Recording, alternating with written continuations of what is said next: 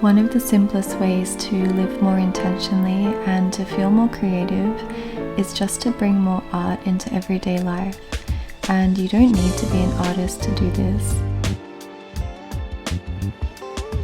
Art isn't just something that we look at, and it doesn't always have to be something that we're constantly creating from scratch.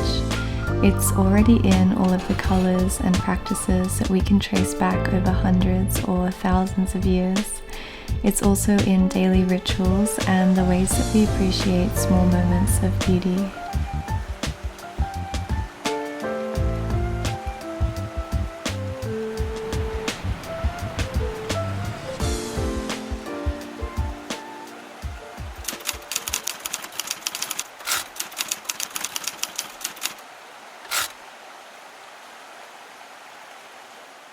Hi, I'm Ling, and I'm turning my apartment into a home art studio. Over time, I've also been filling the whole space with Japanese ceramics. When I first moved in, I knew that I wanted to be really intentional about everything that I brought with me, and Jason and I actually chose every single piece of furniture and homewares together. We knew that we wanted everything we owned to be long-lasting, properly taken care of, and fully appreciated.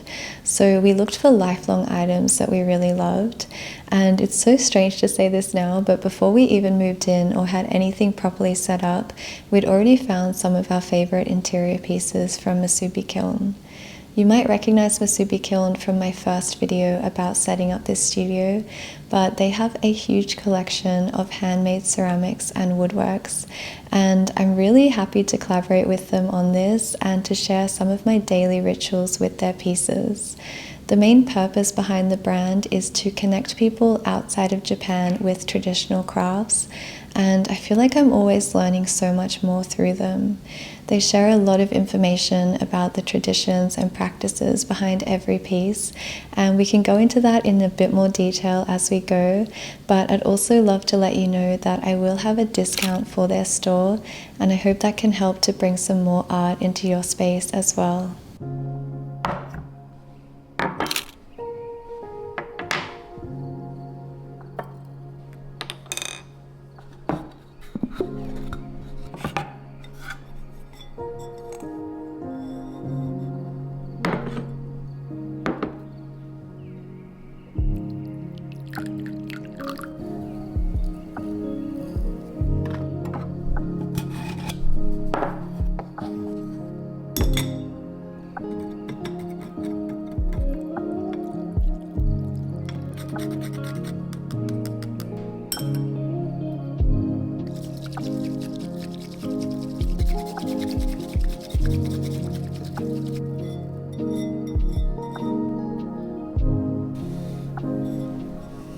I find this all so exciting because Musubi Kiln has also let me curate a personal collection on their website where I've put some of my favorite pieces, and they said this page could fit 48 items, but it's honestly taken my sister and I a whole week to try to narrow them down. So at the moment, the collection is a mix of pieces that I own and that you'll see around this apartment, but it's also a bit of a wish list because there are so many other kilns that I would love to learn more about, and there are so many pieces in the store that I really feel like could fit anyone's style. So please have a look through it and let me know what takes your eye. And if some pieces stand out, I'd really recommend clicking through the site to the kiln itself. There's always so much information about that particular style and the process behind making them. And there'll also probably be a lot of pieces that I couldn't include on my own page. And if you do end up finding something that you like that I haven't listed, you can always use the same code for a discount across the whole store. So we do have a lot of things that I want to show you today, and I'd also love to share some moments from traveling in Japan recently. So I think this video might be one to just have on and spend a bit of time winding down with some beautiful Japanese art pieces.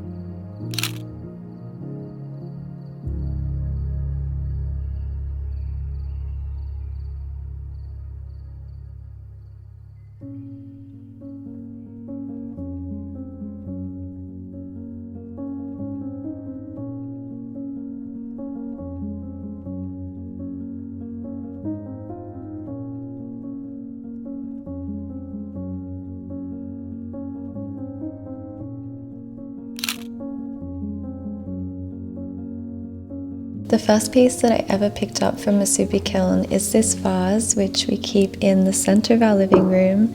And we actually bought this a long time before we moved in and brought it into the apartment before we even had proper furniture set up. It was also a long time before I'd ever seen Mount Fuji in person, but I think this painting really inspired me to visit, and I've always absolutely loved the design with the two really low cranes. So I actually start every morning here looking at this artwork and use this coffee table all the way through the day. Coincidentally, we also keep a lot of art books and photo albums here, and this one just happens to have a Japanese silkscreen printed on the cover. I also have a huge collection of woodblock prints by Hiroshige, and there's just so much inspiration starting the morning surrounded by all of these pieces.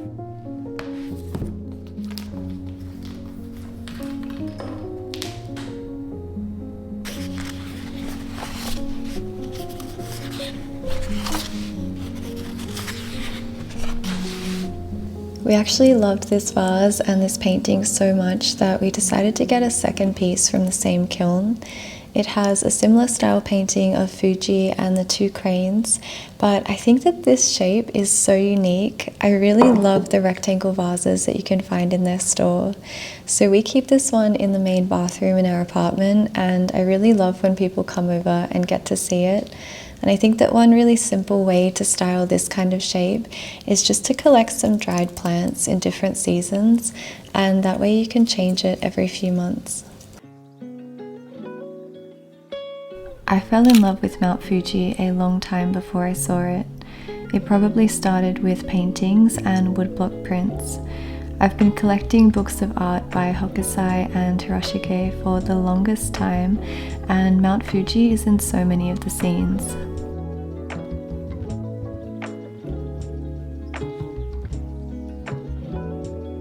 I've mentioned in some of my other videos that I'm making a collection of homewares with my friend Sarah. She moved to London a few years ago, and when she got there, there was a big exhibition of Japanese woodblock prints, and she actually sent me this postcard at the time, which has a Hiroshige print.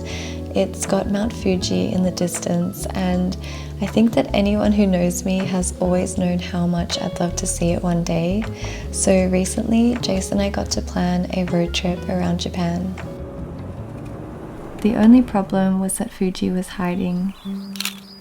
We went up into the mountains opposite the volcano, but it stayed behind clouds. We drove around a whole peninsula, but it never quite appeared above the sea. After 9 days of hoping to see it, it had only just peeked out, and I got used to the idea that it probably wouldn't be visible this time. So I decided to enjoy the trip for what it was, whether we saw it or not.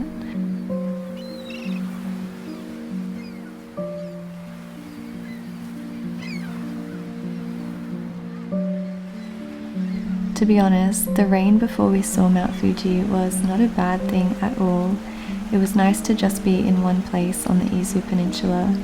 This ryokan was next to a river, and it was the perfect time to explore waterfalls or just be really still.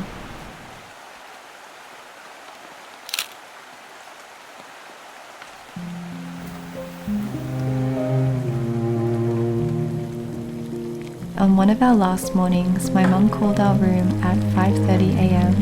and said, if you want to see Mount Fuji, it's right there. I was in such a rush to get outside that I left my jacket behind and stood freezing on the balcony, but there it was.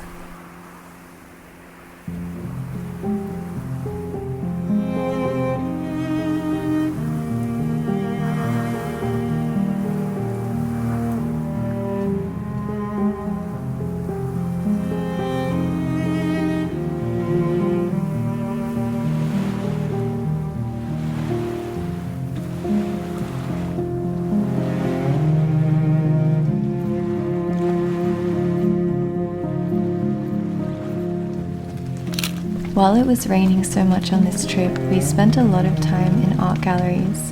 There was one exhibition with works by Japanese artists as they traveled around places like India, China, and Europe. And there was also one painting that really took my eye. It was of cherry blossoms floating on water, and a few days later, when we got to a river, the whole surface was covered in them too.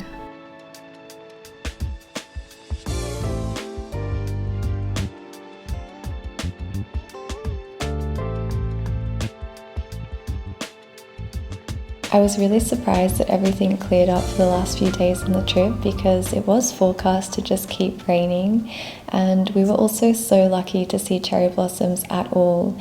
We travelled quite late in the season and thought we'd completely miss the main bloom in spring, but I'm really grateful that everything happened to line up the way that it did, and I feel like that the experience has turned into a lifelong memory. If you know me at all, you'll know that I love appreciating things for as long as I can, and I think there are quite a few ways that I want to remember that experience. The first one is probably by going through all of the photos that Jace took, and I would also love to turn some of them into drawings. The next one is through this package from Masubi Kiln, which they were kind enough to gift me after the trip.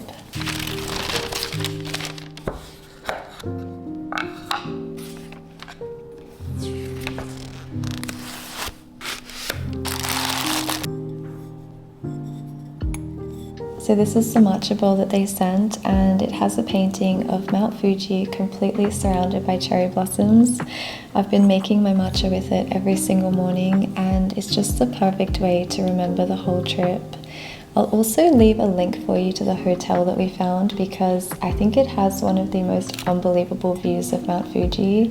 It's perfect if you're the kind of person who will go to Japan and not take your eyes off it if it clears, because you can sit in the onsens, your room, or the balcony and basically just get an uninterrupted view of Mount Fuji across the lake. The other really good thing about the hotel we stayed in was that they offered tea ceremonies as well.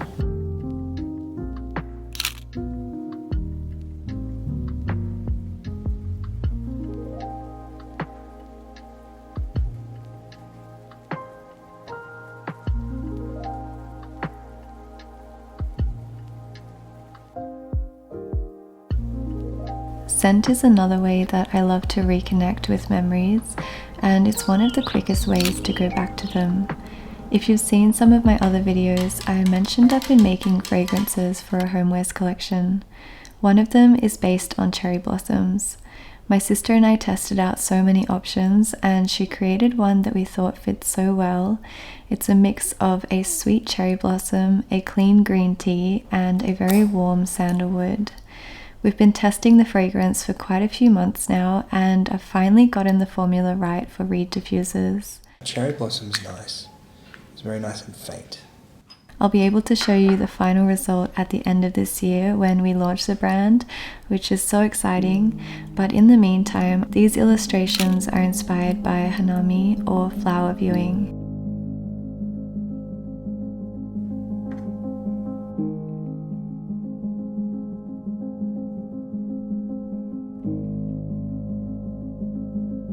Cherry blossoms don't bloom for very long each spring, so it's really a time to slow down and appreciate something beautiful but fleeting. A lot of art could probably be described in the same way, taking something beautiful but fleeting and trying to appreciate it for a little longer. It's probably just about sitting in that feeling and seeing what you can make out of it.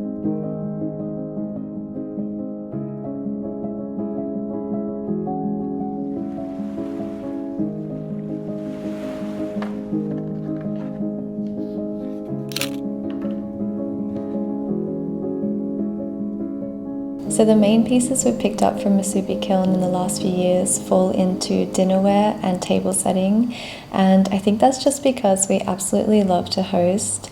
Jace really loves cooking, and I just love having friends and family over as much as possible.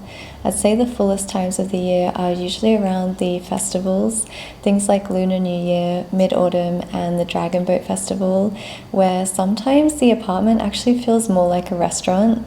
We try to host so much that we'll have one group of friends come in for lunch and we'll cook a full banquet meal, and then we'll change all of the tablecloths and table settings and have a whole other group of friends friends over for dinner.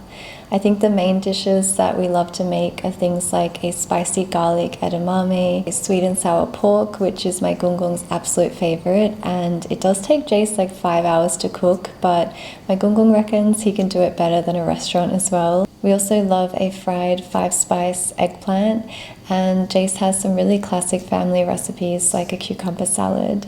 So when we're hosting a big group and everyone's sharing in a banquet style, we would use this whole set together. These are all individual pieces, but they work really well together in a set. And if we're hosting, we'll have everything on the table at once. We put these really cute chopstick rests out, and they have the most intricate paintings I've ever seen. Then all of the side dishes, things like kimchi, seaweed, and radish, can go on these smaller plates and sauce trays as well.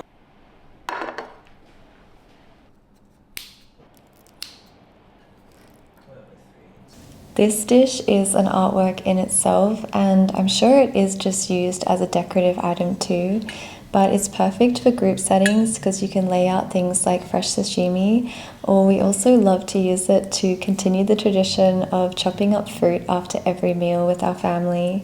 It's perfect for desserts or for things like oranges and chopped watermelon.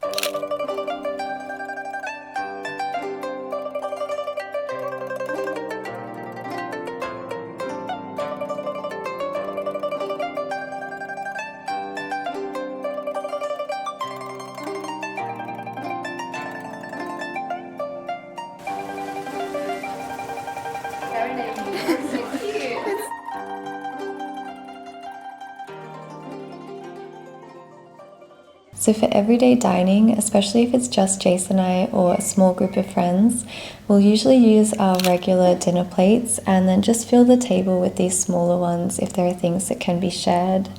We also like to put seasoning in this tray that we picked up from a Musubi kiln as well, and it's handmade from the most beautiful light wood. We keep it on the table with things like salt and pepper, 5-spice, sesame seeds, chili flakes, fresh lime, or a bottle of laganma.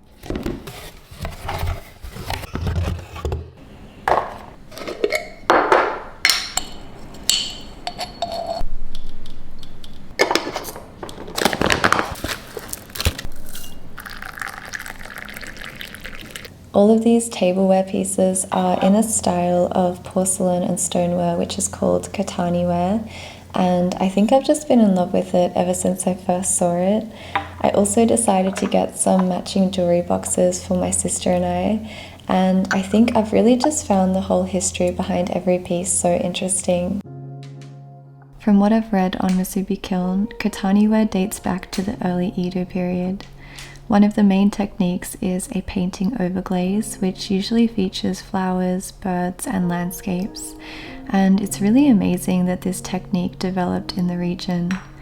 Overglaze originated in China, but Japan had a policy of national isolation, and there might not have been much information about the practice coming into Japan at the time.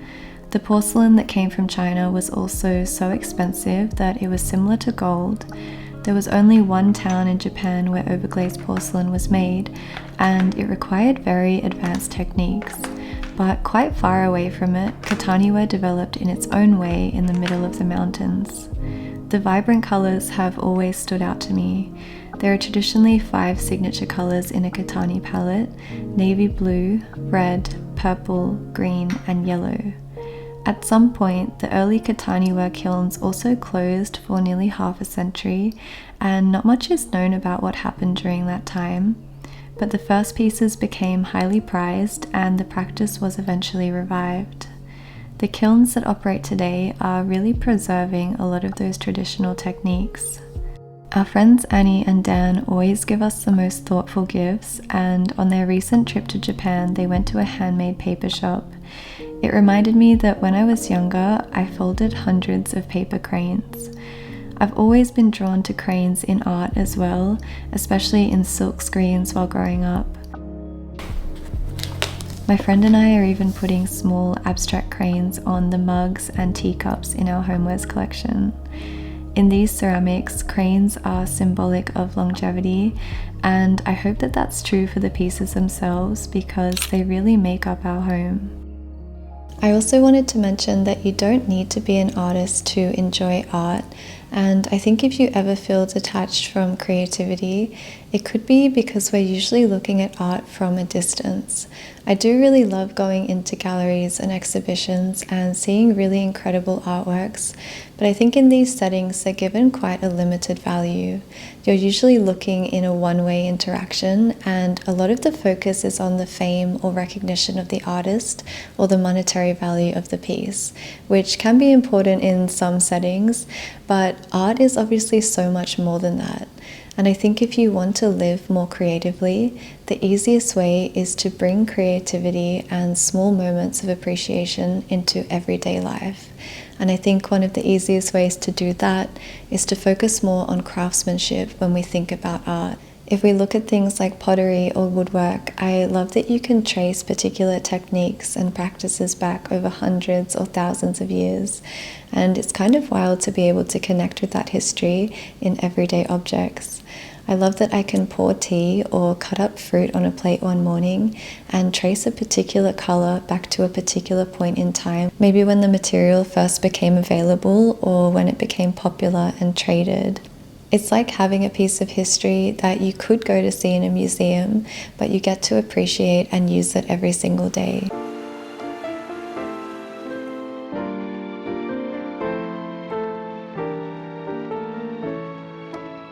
If you've watched this, thank you so much for spending time here. Don't forget to check out my collection on Musubi Kiln and definitely use the discount code if there's anything that takes your eye. But in the meantime, I hope it's just been a really nice place to unwind.